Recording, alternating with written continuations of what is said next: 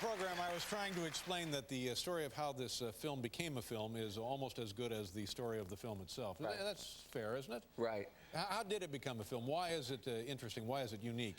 The young man, Antwone Fisher, actually worked as a guard on the Sony lot. He'd never written a screenplay before. He met my producing partner about 10 years ago. And over the course of the next 5 years, they developed a script. They had over 40 versions of the script. I got involved about 5 years ago and helped them to continue to develop the script.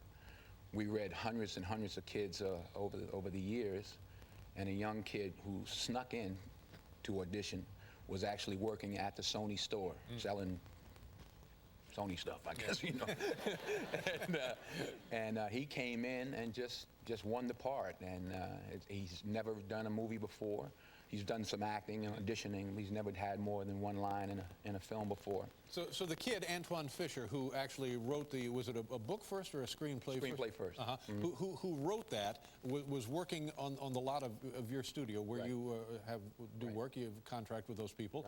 And the guy starring as Antwone Fisher also just, at a happenstance, happened to be there in the store. And they happened to become friends. I didn't know they were friends.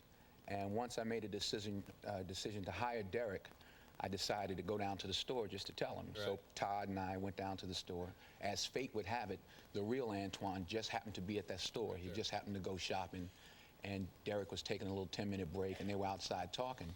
So I walked past the real Antwone over to Derek. Is this confusing?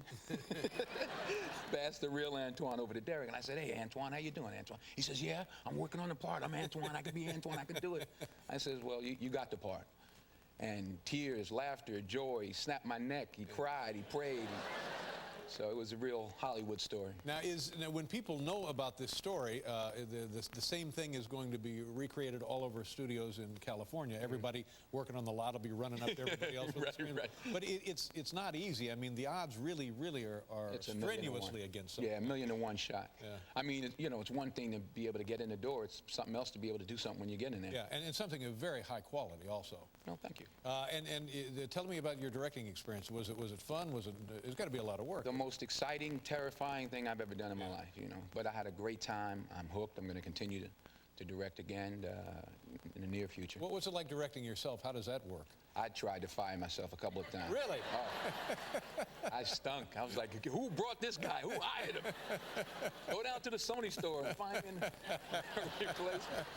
And the satisfaction from acting is greater than the satisfaction from directing, about the same, or? No, I think directing much more so, because it's a collaboration. You're working with other professionals, and you know, acting, you come out of your trailer and you do your bit and you go back in.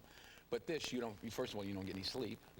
But I really had a good time, you know, and I think we fashioned a decent film. Was this a difficult script for a first-time director, or a pretty good place to start? Well, I think it was a good place to start, because it's basically two people in a room talking, and it's based on a true story. And I've done some films, you know, about real people like Malcolm X and Reuben Hurricane Carter, so I figured I knew a little bit about that. It doesn't rely on like a lot of special effects and things like that. So it's a performance-driven film. So. And the Antwone Fisher, this is his life story. It's inspired by his life story. Inspired, enhanced, fairly accurate? It's fairly accurate. You know, there's some fictionalization that takes place, you know.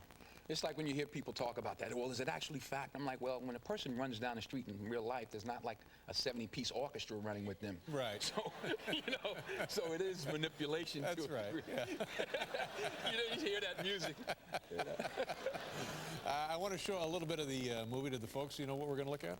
I believe this is when Antwone comes to my office. I play a psychiatrist, and he refuses to speak to me, and I send for him, and we have a little chat. All right, here we go. It's Antwone Fisher. It opens Friday. Let me lay this out for you, son. This is how many cases I have, okay? I don't have time to waste. Now, I get 3 sessions only to make an eval and a recommendation to your commanding officer. You know he wants to throw you out of the Navy, don't you? Now, you can sit here and you can not talk to me if you want to, but our sessions don't begin until you begin talking to me. I got nothing to say. Okay.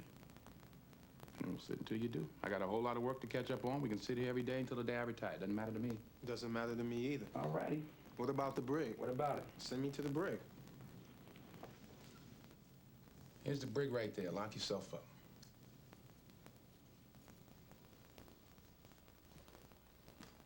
Well, there you go. It's a wonderful film. It's really quite... Congratulations on that. Good to see you again. Happy holidays. Denzel Washington, everybody. We'll be right back with Daniel Boulud.